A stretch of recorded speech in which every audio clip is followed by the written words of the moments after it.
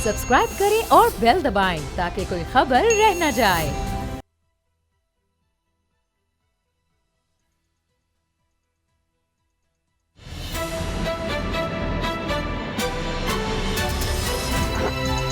अब पता चला। बिस्मिल्लाहिर्रहमानिर्रहीम, अस्सलाम वालेकुम। मैं हूं मोहम्मद उसामा गाजी और आप देख रहे हैं अब पता चला। अजीब बात है कि पीडीएम को भी अब पता चल रहा है कि फॉरेन फंडिंग थी तहरीक इंसाफ की। 6 साल से सो रही थी पीडीएम, और इससे पहले तो लॉन्ग मार्च की बात थी, हुकूमत गिराने की बात थी। अचानक ये किस वक्त ख्याल आया कि अच्छा फॉरेन फंडिंग का मामला भी देखा जा सकता है और इलेक्शन कमीशन के बाहर एहतजाज करने का भी एक रास्ता हो सकता है। क्या ये नाकामी की वजह से रुख इस तरफ मोड़ दिया पीडीएम ने अपनी रैलियों का, जलसों का, और इसके बाद क्या हासिल हो सकेगा? इल्जाम तो बहुत लगाए। फजलुर रहमान साहब ने कोई नई बात तो नहीं की, कहा कि इमरान खान साहब यहूदी एजेंट हैं, हिंदुस्तान और इसराइल से इनको फंडिंग होती रही है, अब इसको छोड़ेंगे नहीं, डफली वाले को इन्होंने इख्तियार दे दिया, ये सब बातें। साथ ही मरियम नवाज साहिबा पीछे कैसे रह सकती थी? उन्होंने तो नाम भी ले दिया। इस दफा उन्होंने नाम लिया है कि हिंदुस्तान से कौन फंडिंग कर रहा था, इसराइल से कौन फंडिंग कर रहा था। तो जब फंडिंग हो रही थी तो हुकूमत मरियम साहिबा के वालिद साहब की थी, नवाज शरीफ साहब उस वक्त वज़ीर आज़म थे। तो 2014 का अगर ये केस है तो उस वक्त इस पर इनको देखना चाहिए था। वफाकी हुकूमत थी, वज़ारत दाखिला इनके पास था कि एक अहम जमात पाकिस्तान की, और इनको नज़र आ रहा था कि इनको टफ टाइम दे सकती है। खैबर पख्तूनख्वा में हुकूमत थी उस जमात की, तो वहाँ फॉरेन फंडिंग हो रही है, ये इतना खौफनाक मामला है। उस वक्त इसकी इन्वेस्टिगेशन करवानी चाहिए थी। इतनी बड़ी गफलत मियां नवाज शरीफ ने की, इतनी बड़ी गफलत कि मुल्क दुश्मन अनासर एक जमात को फंड कर रहे थे और मियां नवाज शरीफ साहब हाथ पर हाथ रखे बैठे रहे। ये क्यों इन्होंने इस तरह किया? क्या ये नाअहल हैं?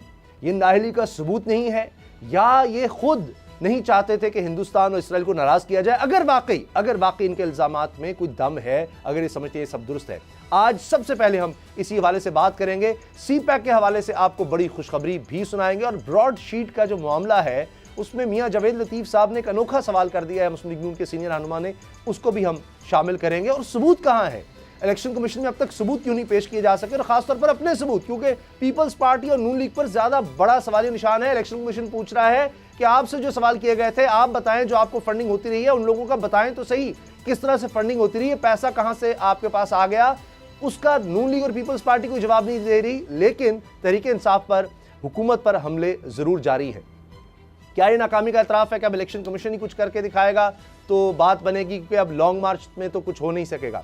असद खरल साहब, बाबर डोगर साहब मेरे साथ हैं। खरल साहब, ये तो अब इलेक्शन कमीशन की जरूरत ही नहीं रही, या अदालतों की जरूरत नहीं है। मरियम साहबा ने फैसला सुना दिया है, इलेक्शन कमीशन के बाहर खड़े होकर उन्होंने नाम बता दिए हैं कि जनाब हिंदुस्तान से कौन फंडिंग कर रहा था इमरान खान को, और इसराइल से कौन कौन फंडिंग कर रहा था। तो अब तो कोई ज़रूरत ही नहीं रहेगी किसी और काम की, ये तो उन्होंने काम आसान कर दिया इदारों का।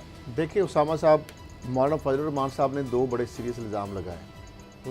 उन्होंने कहा है कि ये जो फंडिंग हुई है इसमें जो मुल्क के 2 दुश्मन मुल्क हैं, एक इजराइल और एक भारत, वहाँ से फंडिंग हुई है। और उन्होंने जो स्पेसिफिक बात की है, उन्होंने कहा कि यहूदी एजेंट के हवाले से तो उन्होंने कहा है कि इमरान खान साहब के हवाले से इजराइल और हिंदुस्तान के फंड से इलेक्शन लड़ा है। अब ये बहुत बड़ा इल्ज़ाम है, यानी इमरान खान साहब ने जो इलेक्शन लड़ा है, उनकी इलेक्शन कंपेन जो है बकौल मौलाना फजलुर रहमान साहब के, पहले उन्होंने कहा कि वो एजेंट है, फिर वो कह रहा है जो इलेक्शन लड़ा है उसके लिए जो फंडिंग है वो हिंदुस्तान और इजराइल जो है उसके पैसों से लड़ी है उन्होंने।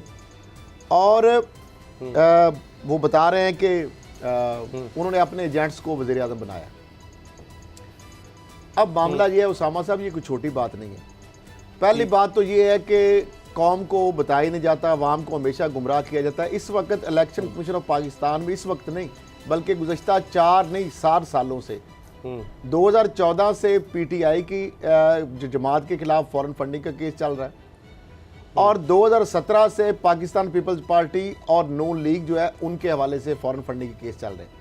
अच्छा, यहाँ पे एक बड़ी अहम बात है उसामा साहब, जो किसी को आज तक नहीं पता, या किसी टॉक शो में भी शायद डिस्कस ना हुई है। जी जरूर। वो सबसे अहम मामला ये है कि जो बार बार हम फॉरेन फंडिंग को तो इलेक्शन कमीशन टच ही नहीं कर सकता। अच्छा? मैं नहीं कह रहा, ये supreme court of Pakistan Hanif Abbasi के केस में 2017 में ये बाकायदा इसका तयन कर चुकी है कि election commission of Pakistan foreign funding के मामले में कोई तहरक नहीं कर सकता, कोई कार्रवाई नहीं कर ले सकता, कोई कॉग्निजेंस नहीं ले सकता।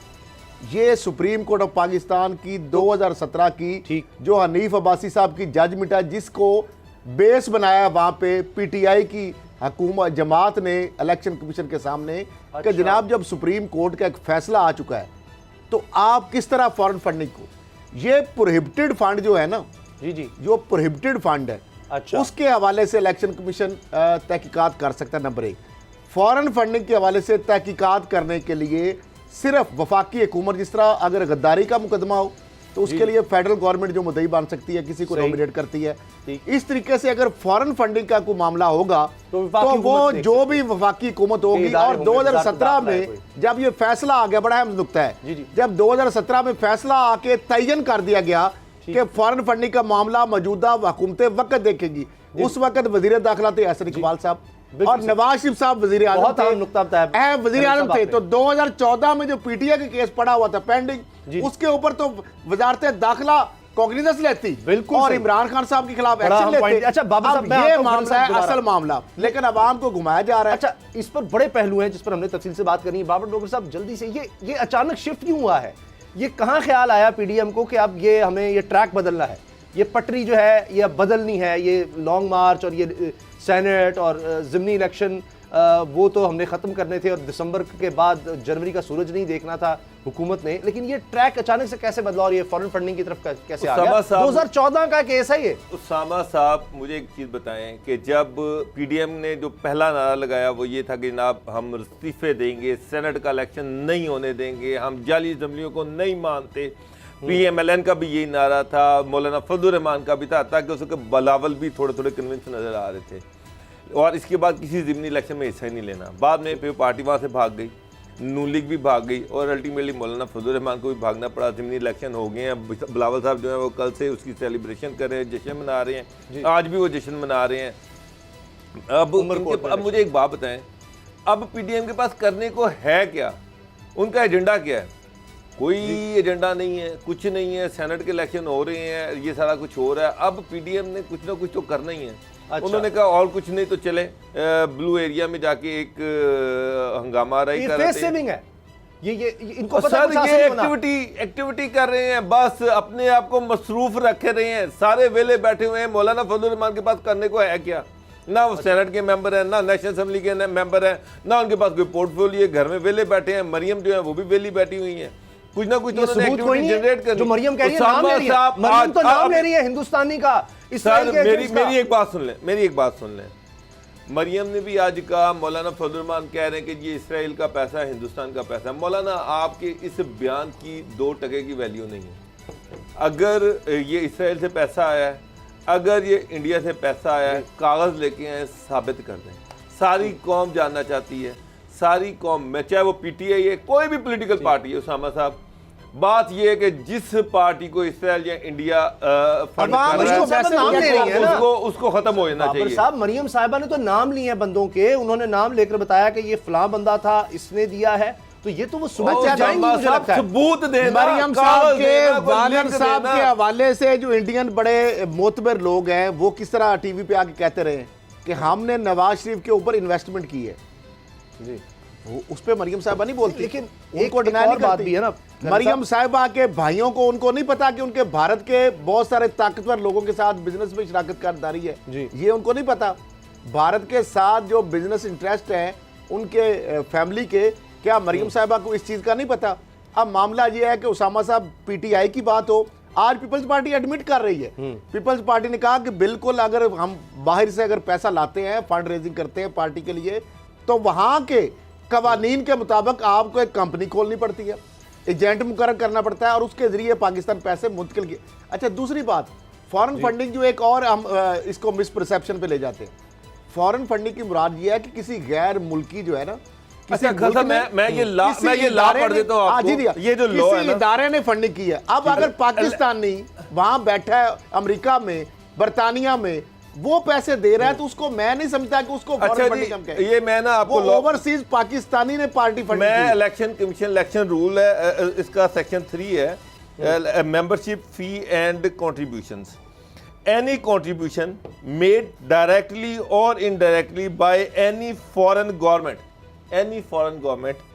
मल्टीनेशनल और डोमेस्टिकली इनकॉर्पोरेटेड पब्लिक और प्राइवेट कंपनी, बाहर की या मुल्क की जो इनकॉर्पोरेटेड कंपनी है वो फर्म, ट्रेड और professional association shall be prohibited and the parties may accept contributions and donations only from individuals. वो तो कि individuals का आप नाम किसी नहीं है। कंपनी से, किसी कॉर्पोरेट कंपनी से, किसी रियासत फॉरेन से। गवर्नमेंट से, यानी कि आप इवन किसी इस्लामी मुल्क से, किसी दोस्त मुल्क से भी फंडिंग पॉलिटिकल पार्टीज नहीं ले सकती। ठीक है। किसी बाहर की कंपनी, मल्टीनेशनल कंपनी या यहाँ की कॉर्पोरेट कंपनी से भी आप फंडिंग नहीं ले सकती। Individual से ले सकते हैं। अलबत्ता इंडिविजुअल में कहीं ये नहीं लिखा, इंडिविजुअल से मुराद है पाकिस्तानी, वो चाहे लंदन में बैठा हुआ है, चाहे वो अमेरिका में बैठा हुआ है, चाहे वो सऊदी अरब में बैठा हुआ है, पाकिस्तानी वो है ना, basically। ओवरसीज पाकिस्तानी जो हैं वो कंट्रीब्यूट कर सकते तो हैं, फिर ये वो सारा अपनी क्या हो रहा है? कंट्रीब्यूशन भिजवा लेकिन सकते मैं हैं। एक चीज आपको बता दूं, अयाज मीर साहब सीनियर अब साफी भी हैं, लिखते भी हैं। वो हैं ही उन्होंने- साफी सर। जी जी, और नहीं सर, पहले पार्लियामेंटेरियन भी तो रहे हैं, चले बहरहाल अब वो नहीं है। तो उन्होंने ये बात बताई अपने प्रोग्राम में कही कि जी शुजा पाशा साहब को एक दफ़ा इन कैमरा ब्रीफिंग यानी खुफिया ब्रीफिंग पार्लियामेंट का जॉइंट सेशन था उसमें थी, तो जब शुजा पाशा साहब उस वक्त DGISI थे वो आए, ये नशर हो चुकी है सारी बात, ये चलिए चंद दिन पहले उनके प्रोग्राम में, तो फजलुर रहमान साहब शुरू हो गए हाँ हाँ ही वो उन्होंने बड़ा यानी एकदम गुस्से में और बड़े सवालों की बिछाड़ कर दी। तो पाशा साहब ने बड़े धीमे अंदाज में उन्होंने याजमी साहब ने कहा, मैं इंप्रेस हुआ कि बड़े अच्छे मुकर्रर हैं पाशा साहब। उन्होंने कहा कि जी मैं लिबिया की बात नहीं करना चाहता, मैं लिबिया से किस तरह से फंडिंग किसको हुई नहीं करना चाहता, और सिर्फ इसलिए नहीं करना मौलाना चाहता साहब बंद हो गई, खामोश। उसके बाद अयाज मीर साहब कह रहे हैं कि आप सबसे पूछ लें, जितने MNA जितने सेंटर्स वहां पर मौजूद थे, आप पूछ लें एक लफ्ज भी फजलुर रहमान साहब ने बोला हो, एक लफ्ज भी। उस पूरे सेशन में कई घंटे जारी रहा।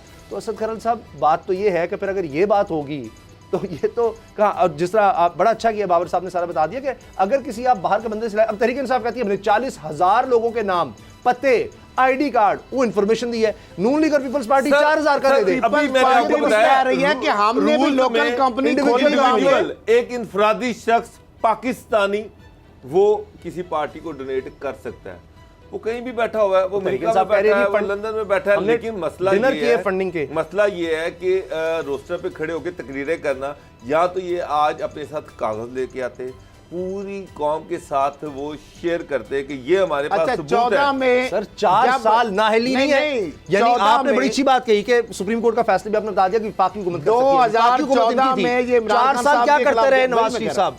अच्छा, 14 में 14 से 18 14 में जब अच्छा, आपने खैर, एक साहब, दरखास्त दी इलेक्शन कमीशन ऑफ पाकिस्तान में, जी। 17 में फैसला भी आ गया कि जनाब इसको प्रोब कर सकती है सिर्फ फेडरल गवर्नमेंट। फेडरल गवर्नमेंट आपकी थी, सुप्रीम कोर्ट के फैसले की रोशनी में आप ड्यूटी बाउंड थे in the compliance of supreme court. आप कहते चूंकि सुप्रीम कोर्ट का ऑर्डर आ गया, उसमें पॉलिटिकल विक्टिमाइजेशन भी नहीं आनी थी, तो इसकी रोशनी में हम ये PTI की फॉरेन फंडिंग का केस खोल रहे हैं। आप प्रोब करते और उसमें सारी आपके पास एजेंसी थी, आपके पास इदारे थे, नैब, FIA, तमाम इंटेलिजेंस इदारे सब आपके अंडर थे। वो उसमें मसला होगा ना अच्छा, बाबर साहब, उसमें अब शायद ये उस मसला ही वक्त तो होगा। आप कर उस नहीं वक्त रहे। इंडिया से दोस्ती की कोशिशें कर रहे थे नवाज शरीफ साहब, और इसके साथ साथ वो डेलीगेशन भी इसराइल का, वो मैंने नहीं कहा, वो सारा मरीम साहब ने ट्वीट कर दिया था कि वो लोग भी भेजते रहे इसराइल, तो वो उन दो मुल्कों को कैसे अच्छा बदनाम करते? उसामा साहब, अच्छा, अब जो स्टेटस है, इलेक्शन कमीशन ने एक स्क्रूटनी कमेटी बना दी है। स्क्रूटनी कमेटी जो है वो सारे जो भी एविडेंसेस आ रहे हैं, इन्होंने नून लीग और PTI दोनों से कहा कि आप ही अपने एविडेंसेस दें जो आपके पास हैं। PTI ने 40,000 वो अकाउंट्स दे दिए कि जी यहाँ से हमें फंडिंग हुई है, वो उनको भी वेरीफाई कर रहे एक हैं। और उसकी update, state bank of Pakistan ने जो PTI से रिलेटेड तमाम इंफॉर्मेशन है वो भी दे दी है, हुकूमत ने उनको नहीं रोका। सर, अभी पीपल्स पार्टी और नून लीग के हवाले से स्टेट बैंक ने इंफॉर्मेशन दे रही है। उस स्क्रूटनी कमेटी में तीनों केसेस वो देख रही, तीनों पार्टियों की वही स्क्रूटनी कमेटी। उस स्क्रूटनी कमेटी में स्टेट बैंक के नुमाइंदे हैं, उसमें ऑडिट एंड अकाउंट्स के auditor general of Pakistan auditor का जनरल ऑफ नुमाइंदा। पाकिस्तान में, उसमें FIA के नुमाइंदे हैं, फाइनेंस का भी है मेरे जी ख्याल जी, वो सारे जो है वो तमाम केसेस की स्क्रूटनी कर रहे हैं। ये एक अच्छा। लंबा छोटी एक्सरसाइज, छोटी एक्सरसाइज नहीं है। अच्छा सर। उसामा साहब, इसके साथ साथ जी जी, इलेक्शन कमीशन ऑफ पाकिस्तान के पास कोई इख्तियार नहीं है कि वो किसी पॉलिटिकल पार्टी के खिलाफ कोई एक्शन ले, या किसी पॉलिटिकल पार्टी को वो बैन कर दे, सस्पेंड कर दे, खत्म कर दे। हाँ, confiscate हो सकता है as per law, वो fund भी फेडरल confiscate गवर्नमेंट कर सकते खर्चा हैं। वो भी नहीं कर सकते। वो इलेक्शन कमीशन फेडरल गवर्नमेंट को लिख के देगा कि ना ये पॉलिटिकल पार्टी है, इसकी स्क्रूटनी कमेटी बैठी, इस पे ये हमारे पास सबूत आए हैं। ये वो prohibited fund इंटीरियर है। मिनिस्ट्री ये को amount देगा, जो है, certain वो amount। इंटीरियर मिनिस्ट्री को देगा। इंटीरियर मिनिस्ट्री उसका 15 दिन के अंदर डिक्लेरेशन अनाउंस करेगी और उसके बाद उस मैटर को सुप्रीम कोर्ट में ले जाएगी। सुप्रीम कोर्ट फाइनल अथॉरिटी है कि वो फैसला करे कि ये बाकी पॉलिटिकल पार्टी इस जो है, मामले इसको से बैन जो किया आप जाना चाह है या रहे क्या थे किया या जो जाना है। ये कहानी बना रहे थे कि हुकूमत चली जाएगी, वजीर आजम नाहल हो जाएंगे, पार्टी बैन हो जाएगी, इसमें तीनों को ये ऐसे नहीं सर, कोई ऐसा चक्कर नहीं। इसमें सवाए ट्रक की बत्ती के अच्छा, बस और ऐसे ही। फेस सेविंग के और कुछ भी कहते हैं नहीं। रंजा ही राजी करना है। लेकिन इसमें असद खरल साहब, वो भी नहीं हो रहा ना। एक तो हाँ जी, अच्छा वो भी नहीं हो रहा। शेख रशीद साहब, चूंकि उनके जुमले बड़े मशहूर हैं, उनका बयान वजीर दाखिला का आया कि मेरा जिगर तो उमर कोर्ट में खुशियां मना रहा है। उनका इशारा मतलब बिलावल की तरफ लगता है, तो उन्होंने कहा जी मेरा जिगर तो वहाँ खुशियां मना रहा है, मौलाना के साथ फिर हाथ हो गया है। शेख रशीद साहब ये कह रहे हैं, और उन्होंने साथ ये भी कहा है कि इक़्तिदार के भूखे हैं जो इकट्ठे हो गए हैं, और अगर एक कंटेनर का भी ये साबित कर दे कि कोई लगाया, इनको बिल्कुल खुला मैदान मिला है। उन्होंने कहा कि ये तो जुम्मा बाजार इन्होंने नाकाम लोगों ने लगाया हुआ है। लेकिन मैं रहमान मलिक साहब पर हैरान हूँ, खरल साहब, उन्होंने कहा है, यानी मौलाना फजलुर रहमान साहब कहते हैं कि इमरान खान तो एक लम्हे के लिए बर्दाश्त नहीं है, लेकिन उसी इमरान खान से रहमान मलिक साहब जो दस्ते रास्त हैं इनके जरदारी साहब के, वो कह रहे हैं कि चार्टर ऑफ इकोनॉमी करे और जरदारी साहब को टास्क सौंपे इमरान खान, जरदारी साहब को टास्क सौंपे प्राइवेटली कि वो ये जो पोलराइजेशन है वो ये खत्म कर देंगे जरदारी साहब। अब मुझे वो कह रहे बताएं, वो इमरान खान से अपील कर रहे हैं। रहमान मलिक साहब का ये बयान देना और वो क्या पिद्दी और क्या पिद्दी का शोरबा, जरदारी साहब के मुंशी से ज्यादा उन बेचारों की हैसियत नहीं। लेकिन उनके एक ठीक है। जरदार साहब सेनेटर अब हैं। वो अगर आप देखिए- बयान दे रहे हैं, मोहम्मद अली दुरानी को मैं नहीं गिनता कि वो इमरान खान के नुमाइंदे हैं, लेकिन इस पे तो कोई दो राय नहीं है कि रहमान मलिक साहब अगर कोई बयान दे रहे हैं, इतनी बड़ी बात कर रहे हैं और बात भी कर रहे हैं जरदारी साहब के वाले वो कह रहे हैं मौका दें इमरान खान, उनको जरदारी को मौका दें हाँ जी। प्राइवेटली और चार्टर ऑफ Privately। इकोनॉमी करें। लेकिन आप मुझे ये बताएं, ये वही मामला है जो शहबाज शरीफ साहब पहले कह चुके हैं। ये बात भी जरा जी। ये मरियम साहबा को थोड़ा सा चाचू की बयान भी याद करना चाहिए। ये शहबाज शरीफ साहब वाला बयान है। हाँ। शहबाज शरीफ साहब ने कहा था कि चार्टर ऑफ इकोनॉमी करनी चाहिए हमें। डॉक्टर साहब नेशनल डायलॉग की उन्होंने बात की थी और चार्टर ऑफ इकोनॉमी की बात की है। ठीक। अब जरदारी साहब और रहमान मलिक साहब उनके मैसेंजर हैं, जारी बात है, इसमें कोई शक नहीं है। ठीक। तो रहमान मलिक साहब अगर ये कह रहे हैं वजीर आजम को, तो इसका मतलब ये है कि जरदारी साहब और शहबाज शरीफ साहब हुकूमत के साथ मिलकर ये जो क्राइसिस मौजूदा है वो अपने तौर पर अपनी पेशकश कर रहे हैं। अब इमरान खान से उसको एक्सेप्ट करते हैं नहीं करते, अच्छा, क्योंकि दो आगे बातें। फिर उस पेशकश के आगे फिर वो आ जाना है। मरियम नवाज साहिबा की दो बातें, एक तो मैंने कल के प्रोग्राम में बताई थी, बड़ी अहम बात है, लेकिन उससे पहले मरियम साहिबा ने आज जो तकरीर करते हुए कहा कि जी इदारों ने ये इलेक्शन की रिगिंग करवाई, ये चोरी करवाए, और फिर साथ ही कहती है मेरे ही मुराद इलेक्शन कमीशन से है। तो बाबर साहब, एक तो ये बात, ये जो आप मुझे एक बात और बताएं। दूसरा मुझे एक बात बताएं, आज होना तो ये चाहिए था, मैं ये एक्सपेक्ट कर रहा था इलेक्शन कमीशन के सामने गए हैं तो ये आज सबूत पेश करेंगे। ये जब इलेक्शन कमीशन आप किसी पर्टिकुलर ऑफिस के सामने आते हैं तो फिर आप आवाम के सामने वो सबूत रखते हैं कि भाई ये हमारे पास सबूत हैं, हम इनको दे रहे हैं, ये हमसे ले ही नहीं रहे। इलेक्शन कमीशन से कह रहे हैं कि भाई खुदा का नाम है हमें सबूत दो। मेरा मतलब आप बात कर रहे हैं कि इलेक्शन रिगिंग की, आप रो रहे हैं कि जी वो RTS बैठ गया। अच्छा चलें जी, बैठ गया, वो एक ऐप था, जब रिजल्ट आने शुरू हुए प्रेशर आया, 13 में बैठा था, 13 में आपने बनाया हुआ था, वो 13 में बैठ बैठा गया। हुआ। अब मसला ये कि रिगिंग कैसे हुई, आप इस चीज़ के सबूत दें। 2013 में जो इलेक्शन हुए थे उसमें जब इलेक्शन कमीशन में लोग गए, इमरान खान गए, 4 हल्कों की बात हो रही थी, 400 से ज्यादा पिटीशन थी। उस समय चीज़ें सामने आई कि जनाब ये जाली बैलेट पेपर्स भरे हुए थे, रद्दी यहाँ निकली थैलों से। रद्दी भरी हुई थी। मगर कई ऐसे पोलिंग स्टेशन थे जहाँ पर टोटली रद्दी भरी हुई थी और वो अल्टीमेटली डिस्क्वालीफाई हुए। आप देख लें, याद सादिक का इलेक्शन दोबारा हो गया, सियालकोट का इलेक्शन दोबारा हो गया, जहांगीर 3 के हल्के का इलेक्शन दोबारा हो गया, स्टे पर ही चलते रहे, ख्वाजा साद रफीक जो है वो स्टे पर चलते रहे। तो वो साबित हुआ कि ये यहाँ पर धांधली हुई है। आप, मेरा ख्याल था कि मरियम आज इस तरह के सबूत लेके जाएंगी या फिर फॉरेन फंडिंग केस के वाले थे वो अकाउंट्स लेके जाएंगी कि ये वो अकाउंट्स हैं यहाँ से इनको ट्रांजैक्शन हुई है, इन अकाउंट्स के जरिए से इन बैंकों में इतनी अमाउंट की ट्रांजैक्शन हुई है, ये मैं आपके सामने रख रही हूँ। इलेक्शन कमीशन भी देख ले, सुप्रीम कोर्ट भी देख ले और बाकी पूरा पाकिस्तान भी देख ले।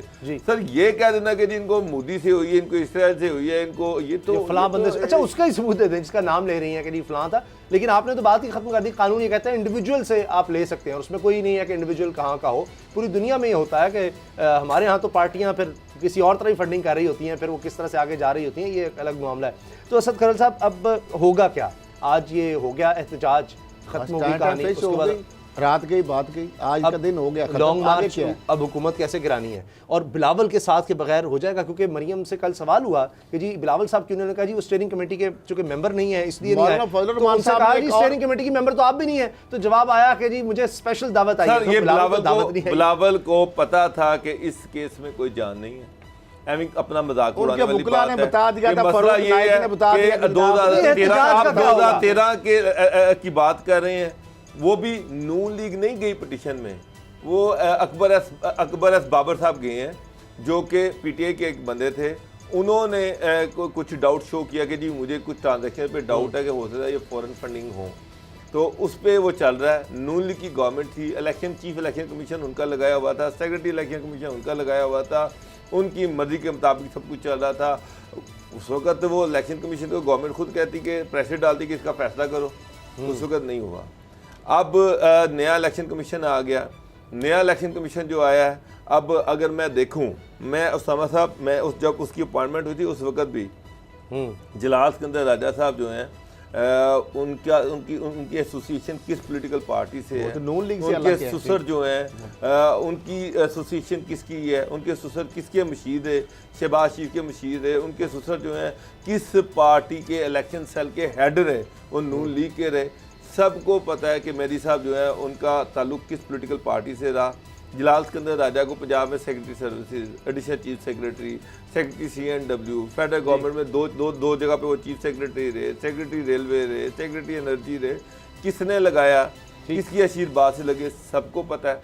अब मैं हैरान हूँ कि एक वो बंदे जिनकी इनसे, मैं ये नहीं कहता कि वो न्यूट्रल नहीं होंगे, लाजमी होंगे, लेकिन अगर उनकी एसोसिएशन बनती है तो नून लीग से बहुत ज्यादा बनती है। सर ब्रेक का वक्त है, इसके बावजूद ये न्यूज अपडेट्स हैं, उसके बाद आपको बताएंगे ब्रॉड शीट में किस तरह से पता चल गया 76 जायदादें सामने आ गई शरीफ खानदान की, और 80 करोड़ डॉलर भी सामने आ गए। और मियां जवेद लतीफ साहब ने क्या खूब जवाब दिया है इन जायदादों के बारे में। ब्रेक के बाद बात करते हैं।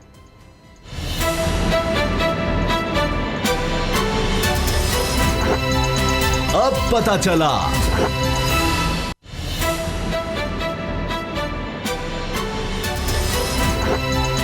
अब पता चला। ब्रॉड शीट का मामला अभी भी खबरों में है, और अब तो इस पर एक कमेटी बनाने का कहा जा रहा है। लेकिन होशरुबा इंकशाफात तब हुए हैं कि जब पब्लिक करने की दरख्वास्त जो पाकिस्तान की तरफ से दी गई थी ब्रॉड शीट के वकला को, वो उन्होंने मान ली। उन्होंने कहा जी ठीक है, आप ये जजमेंट आई है वो पब्लिक कर दें।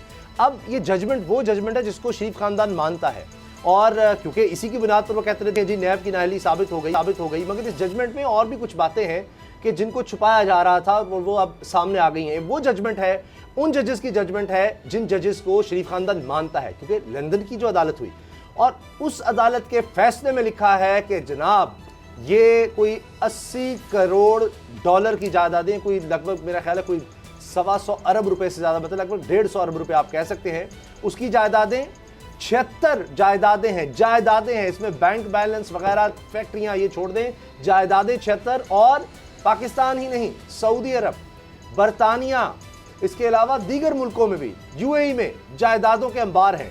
और असद उमर साहब के बकौल अब जुर्माना क्यों हुआ नैब को इस तरह से कि जायदादों का पता तो ब्रॉडशीट ने लगा लिया, ये फैसला कहता है।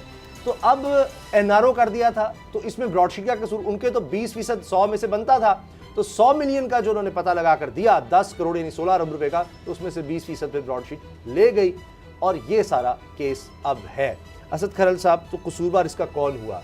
ये तहरीक इंसाफ की हुकूमत है, उसने तो कह दिया जी पब्लिक करें कि नैब की इसमें अगर कोताही है भी तो ठीक है, और नैब ने किया है वो भुगते। देखिए, एक सवाल इसके अंदर बड़ा बुनियादी है उसामा साहब, क्योंकि मैं खुद भी उसके हवाले से विटनेस भी हूँ और विक्टिम भी हूँ जी। अगर ब्रॉड शीट को ये पैसे जायज़ है ना, तो फिर 2400 293 अरब रुपए की जो असरटेन्ड अमाउंट है 31 इंक्वायरी की, जो एज ए चेयरमैन CIJ मैंने नैब कराची के अंदर एप्लीकेशन दी हुई हैं।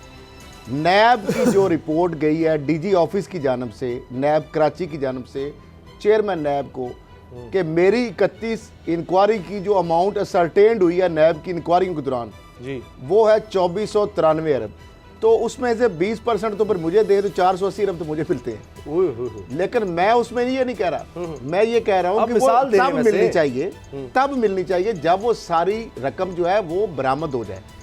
लूटी हुई रकम या रिकवर कराई गई जो निशानदेही से रकम जब रिकवर होगी, उसकी एग्जीक्यूशन होगी, वो रिकवर होगी, वो खजाने में आएगी। मुआहदा तो आपने कर लिया, वो खजाने में आएगी। उसका तो काम था ढूंढ कर देना, रिकवरी इन्होंने करनी थी। इन्होंने रिकवरी क्या करनी थी? उस वक्त नैब ने मुआहदा कर लिया, जाने दिया नवाज शरीफ को, खानदान को। वही लूप होल, तो अगर उसने नहीं की तो अदालत इसी बुनियाद पर फैसला दिया। वो तो बात सही है। आपने अगर वो कह रहे हैं मैंने बता दिया कि ये गिलास है, ये चोरी का गिलास है, ये पाकिस्तान से हुआ था, ये पड़ा हुआ है जी, लाजा ये गिलास है, इसकी इतनी वैल्यू है, तो मैंने दे दिया, इनको बता दिया। मुझे जनाब इसमें से मेरा खर्चा भी आया, तो मुझे इसमें 20 रुपए दे दिए जाए टोटल अमाउंट से।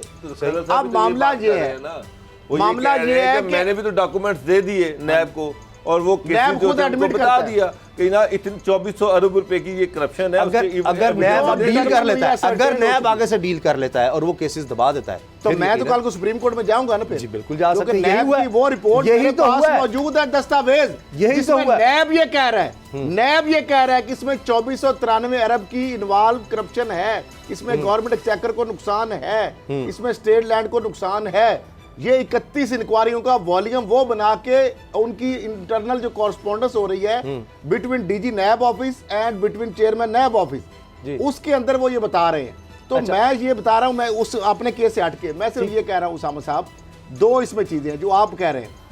कंपनी का क्लेम ये है कि चूंकि मैंने जो मेरे जिम्मे था मैंने इनको खोज लगा के दे दिया, अब इन्होंने आगे मुकमुका कर लिया, तो मेरा तो कोई कसूर नहीं है। अब मेरी जो अमाउंट बनती है मुझे 20% दे दें, आप जाए बाढ़ में जी। अब मामला ये है कि अगर ये NRO हुआ है तो नैब को भी चाहिए, नैब ये फटा तो डाले ना कि भाई अब जब ये हमें रिकवर होगी, अमाउंट खजाने में आएगी, ठीक है, तो फिर हम आपको देंगे। ये नहीं है कि रकम पिंड वसे चक्के पहले ही आ गए, वो निकालते ना, अजीब ही बात है। निकालते आपने क्यों नहीं निकाली? नैब ने क्यों उनको जाने दिया? केस ये गलत बात है। अच्छा बाबर डोगर साहब, ये गलत बात है कि आपने बगैर रिकवर किए हुए उस रकम में से परसेंटेज दे दिया, रिकवरी अभी बाकी। चले कुछ जायदादें जो आटे में नमक भी के बराबर भी नहीं थी, नैब ने नवाज शरीफ के तमाम असासे कुर्क कर लिए हैं और प्लॉट अलॉटमेंट ये रेफरेंस है। इस पर भी मैं चाह रहा हूं कि आप कमेंट करें। अब ये कितना को नुकसान हो गया शरीफ खानदान को, जिनके तो 150 अरब के तो सिर्फ असासे पता लग रहे, जायदादें पता लग रही हैं, बाकी तो कंपनियां जो दुबई में है, जिनका मानते हैं नवाज शरीफ साहब के बेटे की कंपनी भी है, मैं मुलाजिम भी था। तो वैसे एक और बात ईरान रिकॉर्ड पे बात है, ये पनामा केस के अंदर मेरी किताब बतौर एविडेंस पेश हुई, नए बुखारी साहब ने इमरान खान साहब की जानब से पेश की। अब मुझे बताया वो तो 99 में किताब लिखी गई, ये मुआहदा हो रहा है कहीं 2000 के बाद, तो उसके अंदर मैंने सारे ये फ्लैट्स और 62 सफ़े की मनी ट्रेल सारी लगाई थी। तो फिर ना इदारे करते अगर नैब ने बहुत ज्यादा उसके पास पैसे अगर बढ़े हैं तो वो मुझे तो मसला होता है ना डिक्टेटरशिप में, फिर वो पॉलिटिकली उनको चाहिए होते हैं लोग, उनको कहा चलो जी 10 साल। लेकिन बहरहाल ये है कि ब्रॉड जिस तरह 200 बंदों की अगर बात कर रही, एक बंदे को तो आपने पिन पॉइंट कर लिया जी, तो बाकी 199 बंदों को ही अगर रिकवर कर लिया, अभी 20 साल पुराना कर चले। इमरान खान साहब देख लेते हैं अगर कर तो ये नवाज शरीफ बाबर साहब कहेंगे पहली इंक्वायरी को क्या हो गया, शुगर की है, आटे की है, पेट्रोल की है, इतने ज्यादा पहले पड़े हुए पेंडिंग, उनका क्या हो गया। बाबर साहब ये जो मामला है प्लॉट अलॉटमेंट रेफरेंस, नैब ने नवाज शरीफ के तमाम असासे कुर्क कर लिए, इससे क्या हासिल होगा? एक चीज, और दूसरा मियां जावेद लतीफ साहब मेंबर कौमी असम्बली नून लीग के सीनियर रहनुमा, वो फरमा रहे हैं कि जी ये कोई चोरी के थे, ये जो पकड़े हैं सारे 80 करोड़ डॉलर, ये कोई चोरी के? कोई चोरी तो नहीं है, ये तो उन्होंने अपने नाम रखे हुए हैं, उनकी सारे प्रॉपर्टी उनकी है। जब जावेद लतीफ साहब से भी जब नैब ने ये सारी चीज़ें पूछी ना, तो इनके लिए चोरी जो है ना वो चोरी है ही नहीं है, ये चोरी को चोरी समझते ही नहीं है, ये चोरी को जो है ना वो चोरी समझते हैं, ये चोरी को चूरी लिखते हैं उसामा साहब कि ये चोरी है जो हम खा रहे हैं, और जो हमने खाई है वो भी चोरी थी। चोरी इनके नज़दीक कोई जुर्म नहीं है ना जावेद लतीफ, उनके ऊपर नैब में अरबों रुपए के जो है फ्रॉड जो है उनके लिखे हुए हैं, वो उन्होंने कहीं लिखा है कि ये तो मेरी वालदा के नाम है, मुलाजमों के नाम है, इसके नाम है, उसके नाम है। आप उनके तो अपने ऊपर इतने इल्ज़ाम हैं, तो वो तो चोरी को चोरी कहेंगे, चोरी नहीं कहेंगे। अब जहाँ तक बात है उसामा साहब शरीफ ख़ानदान की, ये जो कुर्क करने की बात है ना, ये मुझे डाइजेस्ट नहीं हो रही। कि शरीफ ख़ानदान जो है इन्होंने भी ये भी बड़े ज़हीन लोग हैं, इन्होंने अल्टीमेटली बड़ी लेयर्स रखी हुई हैं। कोई इनको ऐसी प्रॉपर्टी मिलनी नहीं है जो खाली नवाज शरीफ के नाम की होगी जिसको ये कुल कर सकें। कोई शरीफ खानदान के नाम की होगी, कोई वालदा के नाम पर रखी रायमंड तो सारा वालदा के नाम। हाँ, तो सर वो वालदा है ही नहीं है, तो वो डायरेक्ट चली जाएगी पोतों में आगे, वो तो पोतों चली जाएगी। हाँ, पोतों में चली जाएगी। उसमें ये हो सकता है दादी पोता जी, पहले दादा पोता कहानी चलती रही ना, दादा पोता कहानी चलती रही। वसीयत लिखी हो तो और बात, लेकिन वो डायरेक्ट कानूनी तौर पर तो पहले दादा पोता कहानी चलाई गई। सर मुझे एक बात तो उसामा साहब, मैं आपको एक बात, इन्होंने खैर साहब को पता होगा, इन्होंने हदैबिया पेपर में लंदन में उस पर लोन लिए और उसके बाद जब उसकी बात आई देने की तो इन्होंने पैसे दिए ही नहीं। और फ्लैट जो अटैच हो रहे थे, फ्लैट कुर्क पैसे सर दिए ही नहीं, तो उसको जब कुर्क होने की बारी आई तो वो तो मियाँ शरीफ साहब के नाम थे और वो सारे बच्चों सारे सात भाई मियाँ शरीफ के भाई वो चले जाते थे, सभी के नाम पर इत्तेफाक वो सारे चले जाते थे। इनके कर्जा लिया नवाज शरीफ ने, जब उसकी कुर्की की बारी आई तो सारा खानदान आ गया कि जी ये तो नवाज शरीफ ने तो कर्जा लिया, ठीक है, लेकिन आप हमारे हिस्से की चीज कैसे कुर कर सकते हैं? कर्जा दे कैसे देते थे? वहां भी इनके लोग बैठे होते थे बैंकों में। सर वो बस इसी तरह ही है ना कि वो सरकारी बैंक जो कह देते थे मेरा इतना शेयर है, उस हिसाब से वो सारी कंपनी का कर्जा उठा लेते थे। उन बाद में जब कुर्क होने की बारी आती सारा खानदान आता था, ना ये कुर्क कैसे कर सकता है, ये तो सारी फैमिली के नाम की प्रॉपर्टी है। और वहाँ पर वो कोर्ट से खजाने को नुकसान कम पहुंचाया, नवाज शरीफ की कोई ऐसी प्रॉपर्टी ये कुर्क नहीं कर सकेगी नैब, मैं आपको बता रहा हूँ। ये सर मैं मुझसे लिखवा ले 80 करोड़ डॉलर लिखवा ले, 1 रुपया नहीं निकलवा सकते। गॉडफादर है जो बंदा, पाकिस्तान 1 रुपया नहीं निकलवा सकता, क्या केस इसका फायदा है? जो बेनिफिशियरी है उसकी जायदाद कुर्क की नहीं, अभी नया भी उल्टी कंगा बह रही। देखो कैसी बात, यानी मीर शकील रहमान जो बेनिफिशियरी है प्लाट अलॉटमेंट केस वाला 58 जो कनाल की जो ऊपर कब्ज है, वो नहीं की कुर्की, अभी तक भी नहीं कुर्की की होगी, यकीनन नहीं की होगी। लेकिन वो इश्तिहारी हो गया ना सर। हाँ, नवाज शरीफ तो इश्तिहारी हो गया, तो इश्तिहारी हो गया, लेकिन जो बंदा बेनिफिशियरी है जिसने नुकसान पहुंचाया, जिसके ऊपर नैब का केस बना, उनको अगली डेट वो एहसास से अभी मुंजमद नहीं हुए जी, उसका नाम अभी ECL में नहीं डाला ताकि बाहर भी वो चला जाए। बाकी उनके जो लोग हैं अक्यूज के साथी उनके खिलाफ, और इसमें तो शहबाज शरीफ साहब इस केस में मुलजम है, मैंने प्रूव किया है, बकायदा नैब को जाके बताया है, एस्टेब्लिश किया है वहां पे उनकी हुकूमत में। जब नैब का एज सीएम था पंजाब तो सारी की ट्रांजैक्शन तो उस वक्त मुकम्मल हुई है 2016-17 में जो सारी कहानी चली है, जो असल जो वारदात डली है, जो पुख्ता हुआ है। फिर नेशनल बैंक ऑफ पाकिस्तान से जिस तरह लोन लिया गया, ये रैन रख के प्रॉपर्टी, फिर उसके बाद एक जाली ऑफशोर कंपनी जो है उसको घुसेड़ा गया बीच में, उसका जाली लेटर लगाया गया, नेशनल बैंक से लोन लिया गया, नवाज शरीफ का इन्फ्लुएंस, वो सारे मामला नैब ने छोड़ दिए। अच्छा, अब छोटा सा एक पैटी सा केस बना के, मुझे तो समझ नहीं आती कि नैब अगर ऐसे केस बनाने हैं तो एक मजाक बनाया गया। खरल साहब, ये सारी जो प्रॉपर्टीज उसामा साहब लिख रहे हैं कि 62 करोड़ डॉलर की जो प्रॉपर्टीज हैं जी, 80 करोड़ डॉलर की, ये उसामा साहब ये वो प्रॉपर्टीज हैं, ये वो पैसा है जो 2000 से पहले का है। हाँ जी, ऐसे ही ये जो पिछले 10 साल का जो टर्न्योर है, ये पिछले 10 साल का जो टर्न्योर है, 2008 से 2018 तक पंजाब में शरीफ खानदान की हुकूमत रही, वफाक में रही, शहबाज शरीफ के अपने बेताशा जो मंसूबे आए हैं, मेट्रो आया, ऑरेंज लाइन आया, ये सारा कुछ आया, ये इसमें शामिल नहीं है। इनकी अभी तक कोई अकाउंटेबिलिटी नहीं हुई, अभी तक ये नैब ने इनकी इन्वेस्टिगेशन स्टार्ट नहीं की। ये वो पैसा है जो 90s और 80s की दहाई में जब मोटरवे बनी, और ये सारा उस दौर का, उस टेन्योर का पैसा है जिसमें किकबैक जो हैं वो जिसको अप्रूव होती रही हैं। इसमें मौजूदा पिछले 10 साल का 1 रुपया भी शामिल नहीं है। शहबाज शरीफ साहब से जब पूछा जाता है तो वो कहते हैं ना एक धेले की मैंने करप्शन नहीं की और मैंने ये बचाया वो बचाया, तो सर जो उन पे जो इल्जाम हैं, जो पुराने इल्जाम हैं उसमें, अच्छा हुदैबिया पेपर मिल तो खत्म ही हो गया ना, वो जो अरबों रुपए की करप्शन थी जिसे शेख रशीद कहते हैं कि मदर ऑफ ऑल क्राइम्स, वो तो गोली हो गया, जिसमें इसहाक डार ने खुद हुदैबिया पेपर मिल में इसहाक डार जो थे वादा माफ गवाह बने थे, उन्होंने उसमें एविडेंसेस दिए हैं, सबूत दिए हैं कि किस तरीके से शरीफ खानदान जो था वो मनी लॉन्ड्रिंग करता रहा, किस तरह से लोन लिए गए। ये मेरे आंखों देखे नैब चंबा हाउस में जियो और 1 के अंदर ये सारा बयान लिखा था, इसहाक डार ने तोते की तरह वहां बताया था। और फिर जब मजिस्ट्रेट ने, मैं उस मौजूद उस वक्त नैब के लोगों को बाहर निकाल दिया, उसने कहा आप अकेले में बयान दिए, इसने अकेले में बयान दिया था, पूरी तहरीर लिखवाई, वो नैब के जब लोग लिख रहे थे वो थक रहे थे, अभी भी वो एडिशनल डीजी एक एफआई हैं और इस तरह बड़े उहदों पे आज भी वो लोग, तो मैं उस वक्त से ये इस केस को देख रहा था, इसीलिए मैंने और जो बताया वो सारी वारदात, वो सारी वारदात, अच्छा हुआ क्या वारदात का बताया, नैब वाले लोगों को यकीन नहीं आ रहा था कि वाकई इतनी चीजें हो रही हैं, लेकिन जब उसने लिखवाया, नैब ने उस वक्त तक 164 का बयान नहीं करवाया जब तक वो सारी चीजें कोलैबोरेट नहीं की, उससे सारी चीजें वेरीफाई की और उसके बाद जाया और उसके बाद वो मुकर गया। 164 के बयान से भी कभी बंदा मुकरा है पाकिस्तान की तारीख में, ये पहला वाकया है। ये भी अब तहरीक इंसाफ की हुकूमत पर इमरान खान पर यह इल्ज़ाम भी शरीफ खानदान की तरफ से लगा कि जिन्होंने सी पैक को स्लो कर दिया, रोक दिया, लेकिन खबरें असल में क्या आ रही हैं, सी पैक के हवाले से क्या खुशखबरियाँ आ रही हैं, ब्रेक के बाद बताएंगे।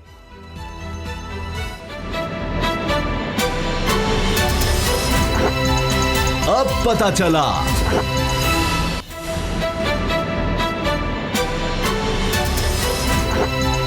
अब पता चला। सी पैक पाकिस्तान का मुस्तकबिल है और पाकिस्तान की तारीख का सबसे बड़ा ये मनसूबा है और गुज़श्ता 5 साल में अगर देखा जाए तो 22 मनसूबे मुकम्मल हो गए हैं और अभी बहुत से मनसूबे हैं, डैम्स बन रहे हैं, सड़कें बन रही हैं, माफ़ कीजिएगा, ML1 मनसूबा भी है और ये भी बहुत बड़ा मनसूबा है। रेलवे का पाकिस्तान की तारीख का सबसे बड़ा मनसूबा $8 अरब 9 अरब डॉलर बताया जाता है और इस तरह से दीगर मनसूबे हैं। इसमें रोज़गार के मौके और जिस तरह से इंडस्ट्रियल जोन्स बन रहे हैं और ये चाइना ने जिस तरह से तरक्की की, ये उसका मॉडल अपनाया जा रहा है। चाइना ने इसी तरह से इंडस्ट्रियल जोन्स बनाए थे कि जहाँ पर मराद दी गई थी इंडस्ट्रियलिस्ट को कि वहाँ आकर इंडस्ट्री लगा सके। अब अच्छी बात यह है कि इसका आगाज़ भी हो रहा है। रश्के का मैं पढ़ रहा था कि खैबर पख्तूनख्वा में वहाँ पर पहला अब ये इंडस्ट्रियल जो जोन है उसमें काम शुरू हो रहा है और स्टील मिल लग रही है, चीन की बड़ी कंपनी है जो वहाँ पर स्टील मिल लगा रही है। तो इस तरह से ये चीज़ें आगे बढ़ रही हैं। असद खरल साहब, अब ये जो बात कही जाती है कि जी ये कुछ स्लो हो गया है, जबकि चीन तो बड़ा खुश है, उनके सफ़ीर नोंग ने कहा है कि जी बड़े अच्छे तरीके से काम हो रहा है, बहुत तेज़ी से आगे बढ़ रहा है, बड़े मुतमईन है कि वबा के दौर में भी अल्हम्दुलिल्लाह काम रुका नहीं।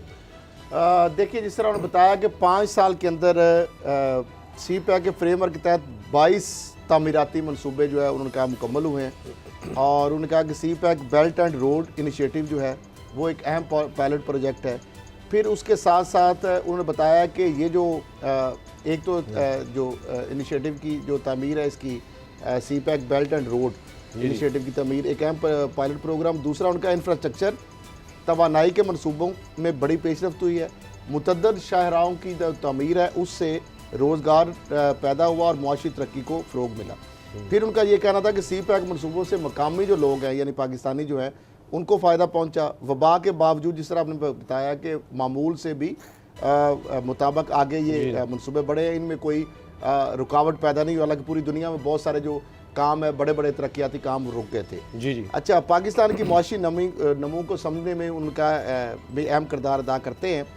कोरोना के बावजूद सी पैक के तमाम मनसूबे आगे बढ़ रहे हैं और जिससे अमन मुआशी नमू पर मबनी मुस्तकबिल की उम्मीद रोशन है। लेकिन अहम इसमें सबसे बड़ी पेशरफ ये है कि भारतीय जो कंपनियां हैं इनके बावजूद एक तरफ यानी अमेरिका और भारत इसके मुखालिफ है, उसके बावजूद भारतीय कंपनियां जो है वो भी इस हवाले से इन्वेस्टमेंट करने की जो है वो ख्वाहिश कर रही है। और ये पाकिस्तान पीपल्स पार्टी के रहनुमा वज़ीर दाखिला साबिक जो है रहमान मलिक साहब ने इंकशाफ किया कि बड़ी भारतीय तवानाई कंपनियां जो सी पैक में दाखिल होने की कोशिश कर रही हैं, इसलिए सी पैक के हवाले से जो खर्चात के हवाले से भी उन्होंने कहा कि सिक्योरिटी कंसर्न। तो इसलिए अब मामला ये है कि इस वक्त उसामा साहब जो अगर रीजनल बात की जाए या इंटरनेशनल बात की है तो पाकिस्तान की अहमियत बहुत बढ़ गई है। एक तो ये है कि जो नई अलाइनमेंट्स बन रही हैं, पाकिस्तान, चाइना, टर्की, अफ़गानिस्तान के साथ पाकिस्तान का बहुत अच्छे तल्लुकात है एज़ कम्पेयर टू प्रीवियस। अगर रजीम में देखें तो भारत ने वहाँ पे जगह जगह कौशल खाने खोल दिए थे, वहाँ पे ट्रेनिंग हो रही थी। अभी तो छुप छुप के आ रहे हैं, मुलाकातें कर रहे हैं, अजीत डोवल जो गए हैं। क्यों? क्योंकि इनके किरदार को बहुत ज़्यादा महदूद कर दिया गया है। अब जो मौजूदा हमारी अस्करी क़यादत है, मौजूदा हमारी जो सिविलियन क़यादत है, अफ़गान जो क़यादत है, उसके साथ बड़े अच्छे रिलेशन है। फिर अमेरिका चाहता है और अमेरिका ने एडमिट किया कि पाकिस्तान ही वो वाद मुल्क है जो पुरअमन जो इनखला है उसको यकीनी बना सकता है अमेरिकन फोर्सेस का अफ़गानिस्तान से। पुरअमन अफ़गानिस्तान और इस्तेकाम अगर उसके अंदर होगा तो पाकिस्तान का उसमें फ़ायदा है। अब ईरान जो है, ईरान, चाइना, उसके बाद रशिया, टर्की, पाकिस्तान एक नया ब्लॉक बन रहा है और सऊदी अरब या यूएई के हवाले से कुछ चीजें जो आई हैं रिजर्वेशन इसलिए कि पाकिस्तान ने अपना मफाद भी देखना है। अब मामला ये है कि यहाँ पर बड़ी पोर्ट भारत जो है बिल्कुल एक दीवार के साथ लग चुका है। अगर सफारती हवाले से देखें, एक नए जो ब्लॉक्स बन रहे हैं, नई जो चीजें सामने आ रही हैं, तो 5 बड़ी ताकतें जो है इसके साथ अगर मलेशिया को मिला लें, यानी मलेशिया उसके साथ तुर्की फिर चाइना फिर रशिया, अभी अजरबैजान के साथ देखिए हमारी, ये इतने ईरान बड़ा प्रोजेक्ट है। अफगानिस्तान के साथ भी हमारे पहले से बहुत अच्छे अच्छा, एक तो रिलेशन है। जी, अब ये सी पैक जो सारी चीजें हैं, रशिया ने भी ग्वादर के जरिए आगे ट्रेड करनी है, तो लिहाजा इसलिए पाकिस्तान की अहमियत बहुत ज्यादा बढ़ गई है। जी, बढ़ रशिया भी आ रहा है, अजरबैजान के अभी वज़ीर ख़ारजा आए हुए थे, सब चीज़ें इकट्ठी हो रही हैं, ईरान भी इसके साथ जुड़ रहा है। ये मतलब अब नज़र आ रहा है कि आने वाले चंद सालों में ये वाकई दुनिया की तीसरी आबादी, कम अज़ कम तीसरी आबादी जो है 1/3 का कहा जाए, क्योंकि चाइना इतना बड़ा, वहाँ दुनिया की सबसे बड़ी आबादी, फिर रूस, ये सब जुड़ रहे हैं और गवादर के तहत, और पूरा एक जाल बन रहा है। तो इंशाल्लाह उम्मीद है अगले 5 साल में आर्मी की ब्रिगेड नहीं खड़ी होगी है। हमें तो ये भी बड़ा फायदा है जो है ना, जिस तरह से सेंट्रल एशिया और साउथ एशिया के कुछ हिस्सों को आपस में कनेक्ट कर रहा है। मेरा मतलब कि पाकिस्तान से गुजर रहा है, उसके बाद चाइना ईरान सी पैक का हिस्सा बनने में के लिए तैयार हो गया है। इंडिया जो चाबहार से काबुल तक वो जो रेलवे ट्रैक हो ये सब कुछ चलाना चाह रहा था, वो मनसूबा ख़त्म हो गया है। ईरान की इंडिया में अब कोई दिलचस्पी नहीं है। इंडिया के अमेरिका के साथ बढ़ते हुए जो ताल्लुकात हैं उसकी वजह से ईरान पीछे हट गया है। रूस भी, अफगानिस्तान जो है वहाँ पर अमन आहिस्ता आहिस्ता रिस्टोर हो रहा है। अगर वहाँ पर अमन रिस्टोर हो जाता है तो सी पैक जो है उसको सेंट्रल एशिया से कनेक्ट करने में बड़ी आसानी हो जाएगी। तो जो चीज़ें सामने आ रही हैं, देखें ये पूरा ये जो रीजन है इसकी डेवलपमेंट का एक नया चैप्टर जो है ना वो खुलने जा रहा है। सी पैक इंडिया ने भरपूर कोशिश की कि किस तरह से सी पैक के मनसूबे को सबूताज किया जाए। यहाँ पर दहशतगर्दी का नेटवर्क फैलाया, EU डिसइंफो लैब उसका हिस्सा थी, और पाकिस्तान को दुनिया में दहशतगर्द मुल्क जो है वो डिक्लेयर करने की कोशिश की गई। पाकिस्तान में जाली सर्जिकल स्ट्राइक की गई, पाकिस्तान को ये थ्रेट दी गई कि जनाब हम गिलगित बल्तिस्तान पर अटैक कर देंगे। ये भी यहाँ तक कहा गया कि जनाब गिलगित बल्तिस्तान पर कब्जा ही कर लो, ताकि जो सी पैक का जो वो रास्ता चीन को जा रहा है वो सारा खत्म हो जाए। तो बहुत कुछ इंडिया ने अरबों डॉलर सिर्फ इस चीज़ पे लगा दिए कि ये सी पैक का मंसूबा ना बन सके।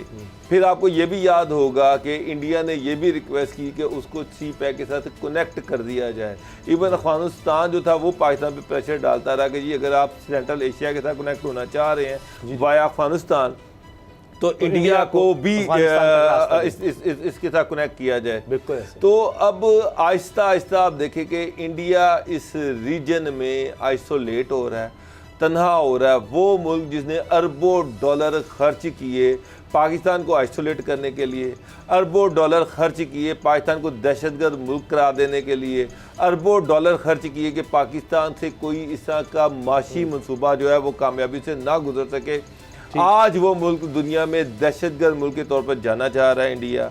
आज वो आइसोलेट हो रहा है और अल्हम्दुलिल्लाह पाकिस्तान जो है वो दुनिया से कनेक्ट हो रहा है। तो सी पैक गेम चेंजर है। और ये जो पिछली गवर्नमेंट थी नवाज शरीफ, उनका जो बार बार ये कहते हैं कि जी ये हमने स्टार्ट किया, जबकि जरदारी साहब कहते हैं कि ये हमने स्टार्ट किया, और ये कहते हैं कि जी पीटीआई गवर्नमेंट के आने से ये शायद रुक गया है। तो सर ये जो चाइना के एम्बेसडर की जो स्टेटमेंट है वो आई ओपनर है कि जनाब वो पूरी ताकत के साथ इसमें ईरान को स्पीड के साथ चल रहा है, किसी गवर्नमेंट के साथ नहीं करता। जी जी, सी पैक आपको पता है चाइना ने गारंटी किसकी मांगी थी?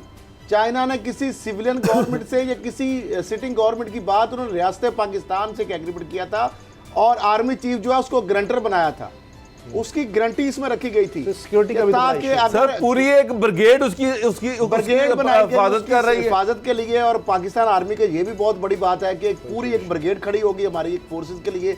ये भी बहुत एक अहम पेश रफ्त है। ये स्ट्रेटेजिक पाकिस्तान का मुस्तकबिल से जुड़ा है। इतनी जब तक सिक्योर नहीं होगा, रशिया कह रहा है हमने इधर से तिजारत करनी है, मरियम साहिबा के बयान देने से, एहसन इकबाल साहब के बयान देने से, उनके आने जाने से, मौजूदा हुकूमत के आने जाने से, या पिछली हुकूमत के, ये तो मुशर्रफ कहता है कि मैंने शुरू किया। जरदारी साहब इनका आपको हाल ही पता साहब मैंने किया कि इन्होंने उसके नक्शा ही नहीं किसी के साथ शेयर कर रहे थे, ये उसका रूट ही नहीं बता रहे थे किसी को। ट्रेन आप बता रहे थे कि ये सी पैक का हिस्सा है, नहीं है, बाद में पता लगा सारा ऑरेंज लाइन ट्रेन सी पैक का हिस्सा है। लाहौर सियालकोट मोटरवे सी पैक है। लाहौर सखर मोटरवे जो है ये जी जी सीपैक का हिस्सा है। क्रेडिट फिर वो सभी आ जाते हैं क्रेडिट लेने के लिए। बहरहाल दुआ करनी चाहिए कि जल्द से जल्द ये मंसूबे तकमील को पहुँचे और मुल्क में रोज़गार के मौके मज़ीद पैदा हों। इजाज़त दीजिए, अल्लाह हाफ़िज़।